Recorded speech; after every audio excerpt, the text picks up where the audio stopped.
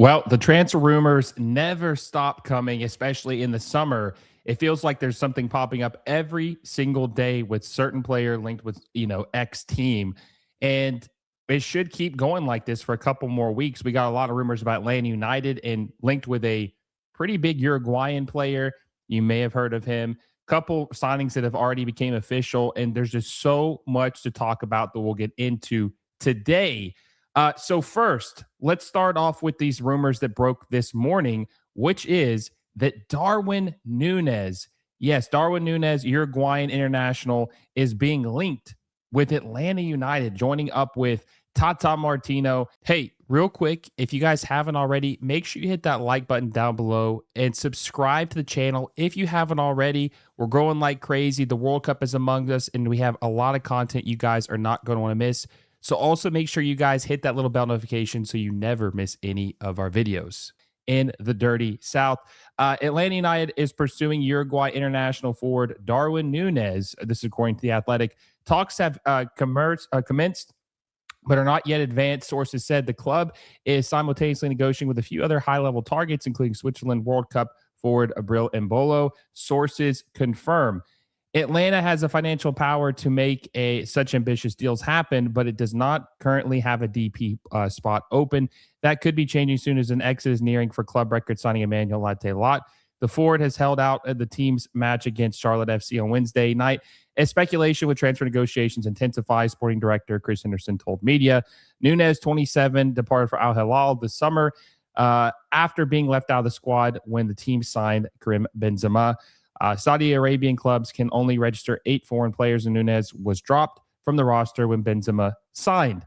The Uruguayan had 6 goals and 4 assists in 16 matches before losing his place. Nunez's appearance with Uruguay at the World Cup this summer were the first competitive games since February.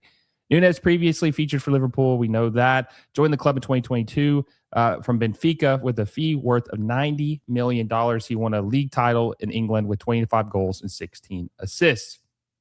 And then they say about Embolo is currently with Rennes and featured with Switzerland at the 2026 World Cup, ending the controversial red card following VAR. So we'll see what happens. Now, these are 2 players that Atlanta United are interested in. Now, Darwin Nunez is a very interesting player just because he had a lot of potential and a lot of people thought he was going to be the next great Uruguayan forward, right? He was going to be in line with Luis Suarez and Edison Cavani. But it really never worked out like that for him. He did disappoint a little bit at Liverpool. 25 goals, 95 matches, not as good as what they would have liked, and that's why they were not reluctant to sell him to Al Hilal. And he didn't really perform very well there either. He got a huge payday to go to Saudi Arabia because he left at 26 years old. They paid a 53 million euro fee to get him to go there. Now, at 27 years old, he just turned 27. He still plays the Uruguayan national team. This would be a really good signing for MLS, I think. Darwin Nunez, still very, very much in his prime age-wise. He, I think, still has a lot of quality left. And Tata Martino has done very good at signing South American players to come to MLS and dominate. I think this would be a really, really good signing. And look, this, we talked about all the big-name players that we ideally would think come to MLS this summer. This really isn't there, but it's better than what we're used to seeing. This is like somewhere in between, right? Prime age, coming over, name recognition. I don't think he's going to sell out stadiums or anything, but I still think he's a very good player that people do recognize, and I think it could help the team out. And with his age, very curious to see what it would take for him to come over to MLS, because with him being 27 years old and wanting to leave Saudi Arabia, who's probably paying him probably 20 to 30 million euros a year, I would assume that he probably has offers in Europe to go to maybe a team in Serie A or La Liga. So I'd be very curious to see what this deal would ensue for Atlanta United to acquire him, or possibly the Swiss international. I think they probably would rather have Darwin Nunez, but would this make Atlanta United a contender? I'm not sure. They've struggled a lot this year. They went through a rebuild. And with Tata Martino, they signed a couple defenders, Sosa, and I'm trying to remember who the other guy was. They're doing like a complete rebuild. They're revamping the entire roster. Right now, they have 3 DPs. They have Miranchuk, they have Almiron, and then they have Latte Lot. I wouldn't be surprised them maybe moving off of 2 of those guys. Latte Lot obviously is one that's being rumored right now. Huge disaster.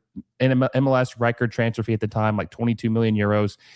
Complete flop in the league. Not good. I think he only has like 9 goals and 44 appearances. There's no way Darwin Nunez can be worse than him. There's no way that he can be worse than him. So I think that they're still reshaping this roster. This would be an interesting signing, and maybe we'll see Atlanta United make a serious push down the stretch of the season and compete for the playoffs. But this is the ambition you want to see. This is what I like to see. I want to see the terms of the deal first, but this is what we like to see, folks. We'll monitor this, but I think this would be a good signing. I'm curious what you guys think. Would you want to see Darwin Nunez in Major League Soccer? Okay, so the next one. Now, this is one that's already been this one has already been officially announced, and it's a pretty good striker, Kyogo Furuhashi. Okay, now this guy was linked with Atlanta United 2 years ago. They were willing to pay, I think, $12 to $15 million range, make him a DP from Celtic because of how good he was at Celtic. He was a lethal striker at Celtic, and Atlanta United had some decent luck with their previous striker they got from Celtic, which was Giacomakis, Georgios Giacomakis, who had like 19 goals, like his debut season with Atlanta United. So Kyōgo was lethal in the Scottish Premiership. Now, a lot of people say, well, yeah, Scottish Premiership's easy. Like if you're playing on a good team, you're going to dominate. He had 27 goals in league play, which is very, very impressive. 34 in all competitions in 2022, 2023. 14 goals in league play in 23-24 and only 10 in 24-25. Ended up getting sold to Rennes of Ligue 1 and didn't do anything for them. He played 6 games, 0 goals. Then he got to move to Birmingham City, back to the UK, into Birmingham City, and he only had 1 goal in 28 league appearances. So he's in a little bit of a rut right here. But this is why I like this move. They desperately need a striker. He's 31 years old. Yeah, he's not young by any stretch, but he's not necessarily old either.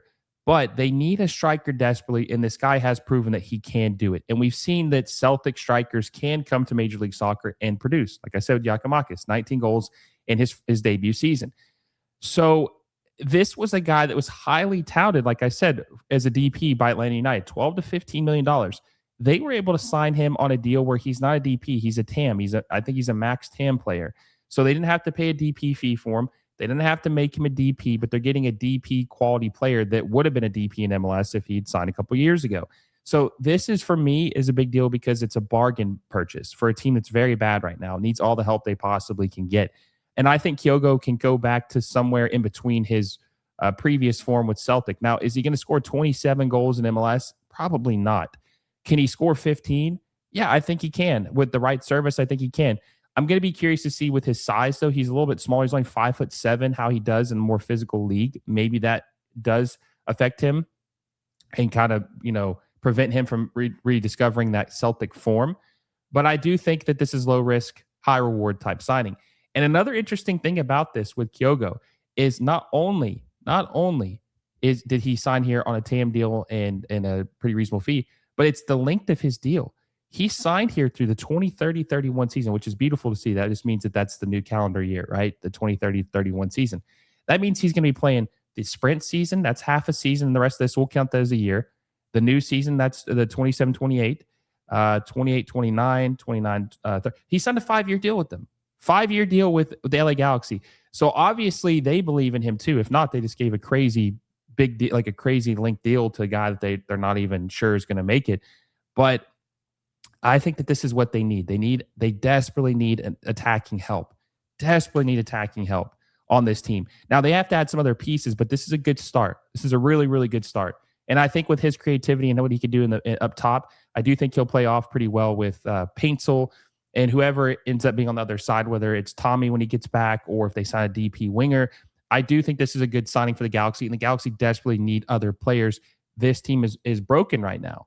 This team is very, very broken right now. But man, this is a good signing. You're getting a player, like I said, that teams were willing to make a DP a couple years ago, and you're getting him as a max TAM player.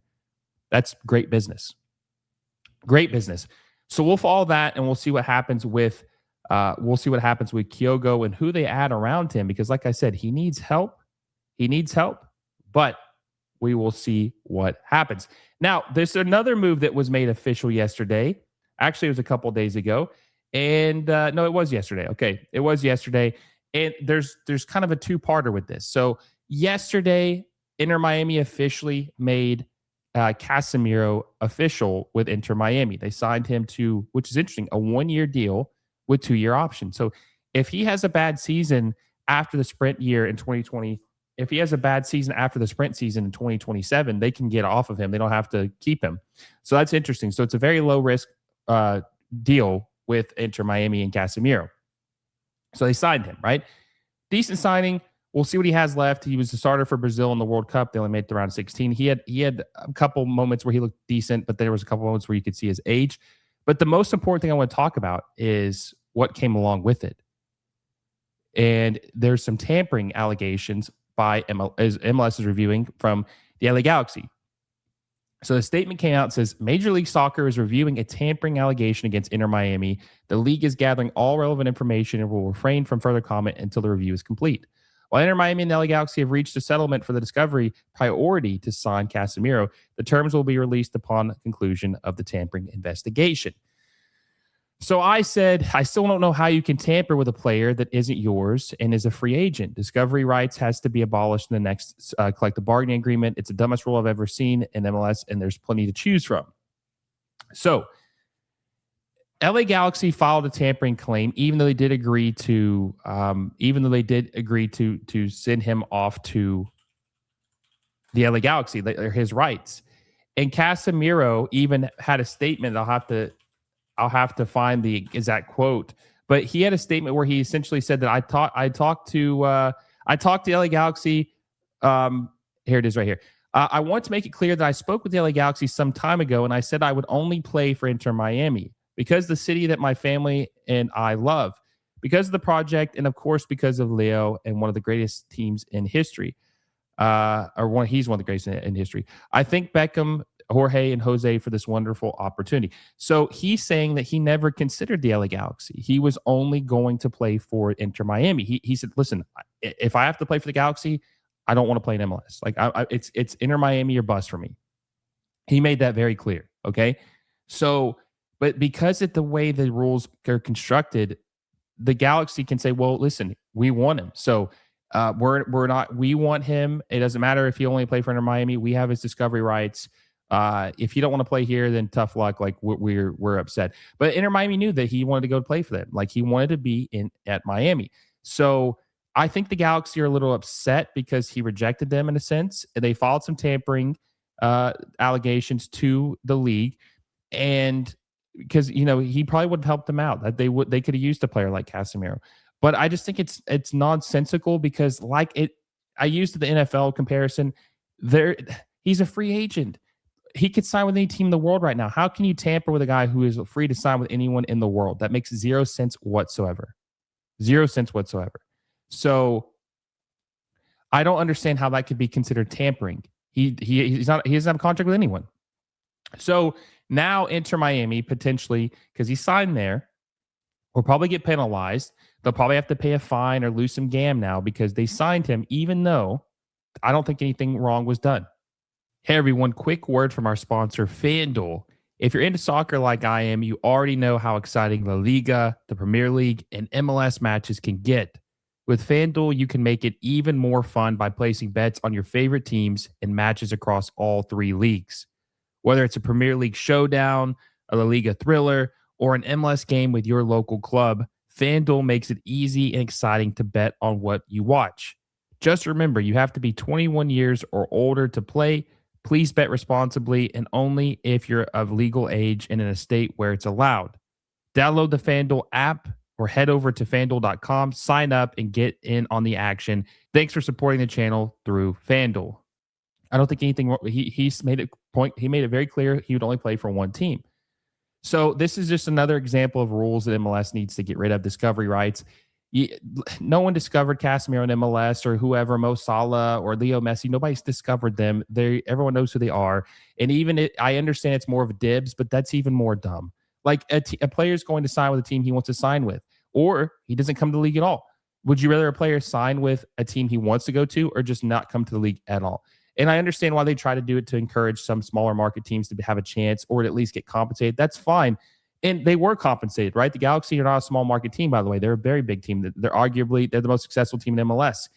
But they were compensated for a player that didn't even want to come to sign with their team. So this guy never played for the team, never wanted to play for their team, and they still get compensated for him even though he never did play for that team. So I don't understand really what the issue is here, and I'm going to be very curious to see how MLS handles this. But man, this has got to change. This has got to change. It's ridiculous. Okay, so the next thing, Columbus Crew. This happened a couple weeks ago. Columbus Crew acquire Bryce Mendez. I think it's how you say it. It's Bryce Mendez as a DP from Real Sociedad. Columbus Crew have acquired, and let me zoom in on this just a little bit so you guys can see it a little better as well. The Columbus Crew have acquired Bryce Mendez as a designated player from La Liga Real Sociedad. The Spanish midfielder will occupy an international slot and pending receipt of his international transfer certificate, yada, yada, will be added to the roster in the secondary transfer window on July 13th. His contract runs through 2028-2029 with a club option for 29-30. And they paid a pretty decent fee for this guy. I think it was $9 million. He was very good playmaker at Real Sociedad. One thing that's interesting to me about him, though, is that his deal runs through 28-29, and he is younger than Kyōgo with the LA Galaxy. He's younger by like 2 years, right? And he got a deal that was 2 years shorter than Kyōgo, which is crazy because this guy is really good. I saw nothing but positives with this guy when it was announced that he signed with the Columbus Crew. They were just saying how good of a playmaker he is, how good he's going to be in MLS. 29 years old, 22 goals and 122 appearances for Real Sociedad. He was very good. He had 20. He is a La Liga veteran. He's played in La Liga for 9 years. He has almost 300 appearances. He played for Celta before he went to Real Sociedad. He even got 4 call-ups for the Spanish national team from 2018 to 2021. So he is a very good player. This is exactly the type of player you would want signing in a market like Columbus. Still decent age, very good player. And not only this, he's a big guy too, big attacking midfielder. He's 6'2". So he's everything you'd want, especially in MLS, to succeed. This is a great signing. And this is going to be the replacement for Diego Rossi, who they just recently sold to Monterrey. That's the second player that Monterrey has bought from MLS. And they bought Hugo Kuipers, and they bought Diego Rossi. So they are loading up on MLS players. But this is a good signing. This is something that I think could help with the Crew trying to rebound this season and maybe sneak into the playoffs. There's still plenty of time to do that. I'm still curious about their coaching situation. They still have an interim. Laurent Courtois, I think, is still the interim. And then they signed Eric Bailly from the Ivory Coast International, Manchester United former center back, 32 years old. They signed him too. I'm going to be curious to see how they look down the stretch of the season, but they're making some moves and they are trying to make a push at the end of the year. Now, is it going to be good enough? I don't know. And I'll be curious to see what this guy does when he's implemented, what Mendez can do when he's implemented into the starting 11 for the Columbus Crew. Okay, another thing is Toronto FC agreed to sign Nicolas Dorsch from Heidenheim. Here we go. Fabrizio reports $4.3 million fee, 5-year deal for Dorsch. Club are exchanging documents. Now, this guy, if I'm not mistaken, is a product of Bayern Munich. He played in the Bayern Munich academy. He is 28 years old. He played for Heidenheim recently, and he is a Bayern Munich product.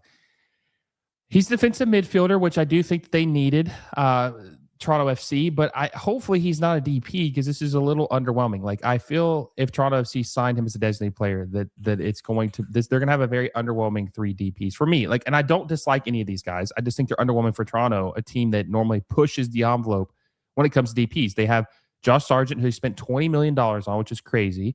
They have Jordi Mihalovic, who's pretty decent, but I still don't know if he's a DP level player in MLS. I personally don't think he is. And then they would have this guy. They would have Nicolas Dorsch. I would assume because it's a 5-year deal that's the way that they get around paying him DP money. But you just never know. If they're giving him, I just think that this is a little, if it's not a DP, I love this as a deal. If it's a DP, I think it's underwhelming. And Toronto FC is really pushing for a playoffs. This is it.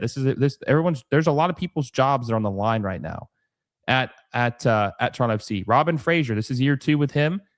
Year 2 with him, he did not make the playoffs last year.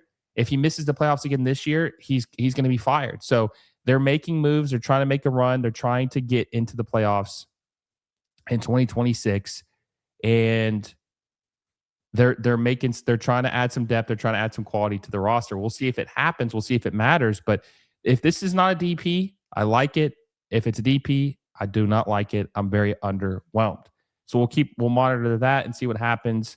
We'll see what happens with that move and keep an eye on if it's going to be a DP or if not.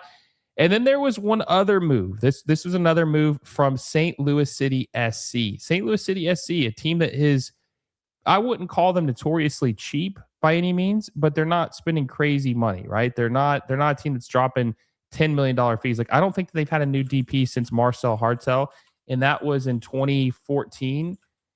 And he was a free transfer. So the fact that they haven't really spent crazy money on a DP and haven't spent any money on DP in a while. So Semenspor president confirmed that Carlo Jose has been transferred to MLS in St. Louis City for a fee of $6 million, which, listen, for them, based on what they've spent in the years past, that's actually pretty good for St. Louis. Like I said, they have not had a new DP since 2014. At Semenspor, he had 20 goals in 98 appearances. He's 27 years old. He plays for the Danish national team, just got his first cap. He plays on the right wing. Before then, he played for Rosenborg in Norway. So the way I would compare this guy based on his profile is he seems very similar to his countryman, Anders Dreyer. Like, that's kind of what, and they're actually the same age to play the same exact position, which is kind of funny. But this is kind of the similarities I get between those two. I think this would be a good move for St. Louis City. They desperately need some more creativity in the final third. And I think this is in the right direction. Now, they need to add some more pieces, but it's nice to see them actually starting to spend. A lot of people wondering what was going on with the team and why they were not spending more money like they should. But this is a step in the right direction. So they have 3 DPs now. They had Edward Lowen, they have Marcel Hartel, and they have Jose now. They need to keep it up. They need to keep pressing because the team hasn't been good since 2023. They have just completely fallen to the bottom of the barrel in MLS, and they're just not. They did get a win last night, but they need to keep pushing if they want to make the playoffs and get back to where they were a couple years ago. So this is a move I like. I do like this move, and we'll monitor it and see what happens and see if they make any other additions going forward. So that's your MLS rumors recap and signings. I'm curious what you guys think. Is there anything that we missed? Let me know down below. Which signing did you like the most of we talked about? Is there any that you think stand out to you? Is there any that you don't like? Let me know in the comment section down below. And if you enjoy this video, make sure you give us a like down below. Subscribe to the channel if you haven't already. And hit that little bell notification so you never miss any of our videos.